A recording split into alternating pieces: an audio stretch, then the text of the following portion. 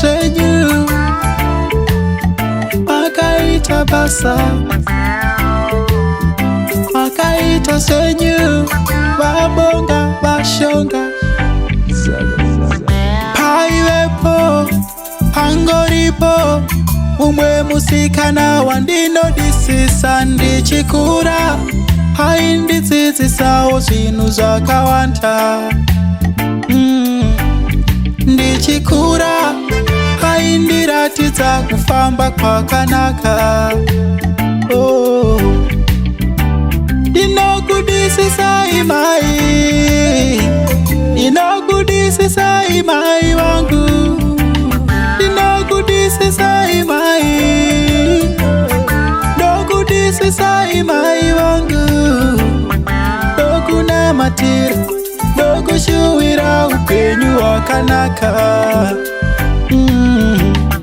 Ndokunamatira, ndokushuwira upenyu hwakaringana.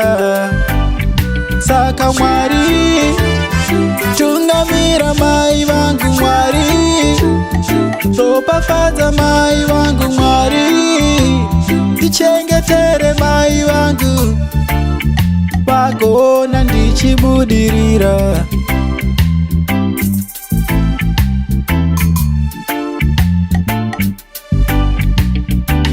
Zvamakaenda nemazviri mai, handifi ndazvikanganwa ba.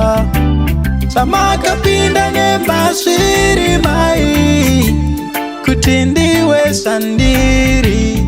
Pamwe mairara musina kudya, pamwe maifamba musina mari, pamwe maigara musina nhumbi dzakanaka, kuti ndiwe zvandiri, ndiwe zvandiri, ini ndiwe zvandiri,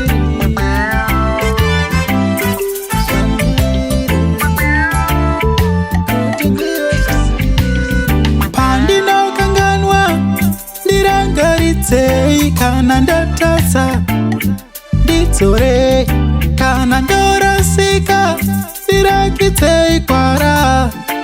Zvamaita ndichiri mudiki, mai kani maiwe, ndinokudisisai amai, amai kani we amaiwe, ndinokudisisai, ndinokudisisai mai, ndinokudisisai mai wangu, ndinokudisisai mai, ndinokudisisai mai wangu, ndinokudisisai mai, ndinokudisisai mai wangu, ndinokudisisai mai, ndinokudisisai mai wangu. God bless you, Mama. I love you.